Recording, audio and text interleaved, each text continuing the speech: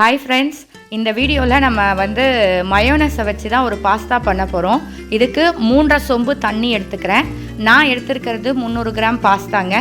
எடுத்துக்கிட்டு உப்பு எண்ணெய் போட்டு பாஸ்தாவை நல்லா கொதிக்க வச்சு எடுத்துக்கிறேன். அதாவது பாஸ்தாவை வேக வச்சு எடுத்துக்கிறேன். தண்ணி கொதித்ததுக்கப்புறமா பாஸ்தாவை போட்டுட்டு நல்லா வெந்ததுக்கப்புறமா எடுத்துக்கிறேன். வெந்ததுக்கப்புறமா இதை ஒரு வடித்தட்டியில் மாற்றிக்கிறேன். அந்த பாஸ்தா ஆறணும், சூடோடு இதை செய்ய முடியாது.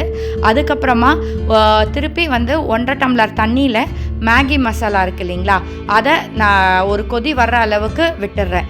அதுக்கப்புறம் அதில் இந்த மயோனஸை ஆட் பண்ணுறேன். மயோனஸ் கட்டி ஆகும் இதில் போடும்போது.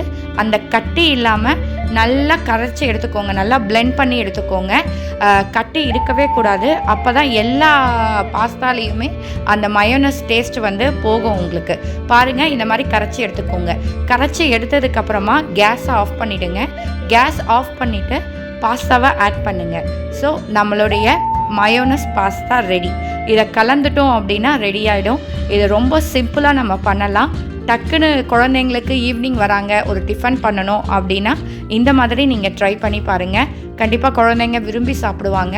இதில் காரம் இருக்காது, வெறும் மேகி மசாலா தான் ஆட் பண்ணியிருக்கேன். அதே மாதிரி மயோனஸ் எல்லாருக்குமே கண்டிப்பாக பிடிக்கும், அது ஒரு டேஸ்ட் கொடுக்கும்.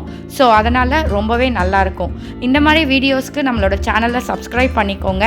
இந்த பாஸ்தா உங்களுக்கு பிடிச்சிருக்கு அப்படின்னா மறக்காமல் எனக்கு லைக் பண்ணுங்கள், கமெண்ட் பண்ணுங்கள். அதே மாதிரி நிறைய பேருக்கு ஷேர் பண்ணுங்கள். இதே மாதிரி வேறு வீடியோவில் நான் உங்களை பார்க்குறேன். பாய்.